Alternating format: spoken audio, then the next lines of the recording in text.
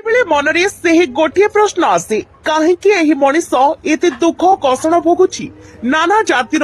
रोग मनीष को काहेकि हेउची से धनी हेउ किंबा गरीब भारी कलबल हुअंती गदा गदा टंका पाखरे थाई भी किछि लाभ हुएनी जीवन सारा खाली रोग भोगंती मनीष मनर एकथा को भावी गरुड़ पक्षी दिने नारायण को पचारिले सेठु विष्णु कहिले मनीष तार कर्मफल भोगे पाप कारणरू से जीवन रे अनेक दुख पाए सुख पाइबा आशारे मनीष पाप करी एहिपरि कष्ट पाए गरुड़ पचारुछंती प्रभु केउ काम कले मनीष पाप भार बोहाए पर धन प्रति जो मनीष लोभ रखती जानी शुणी पाप भार से नियंती अन्याय अनीति करी जे धन अर्जन करती सबुठारु अधिक पाप से भोगंती जो कर्म कले अन्य को कष्ट लागई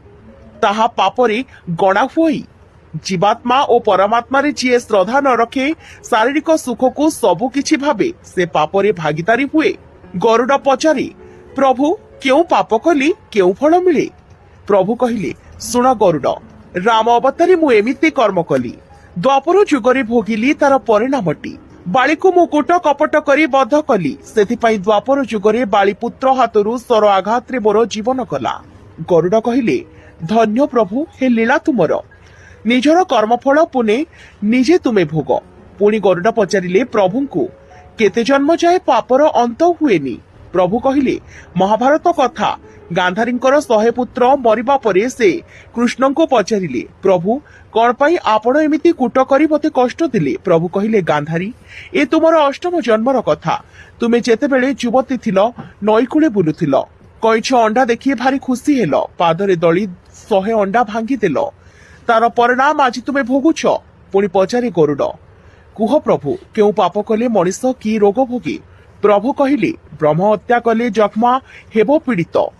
गोहत्या जो मनीष करी ताकू कोष्ठ रोग भोगिबाकू पड़े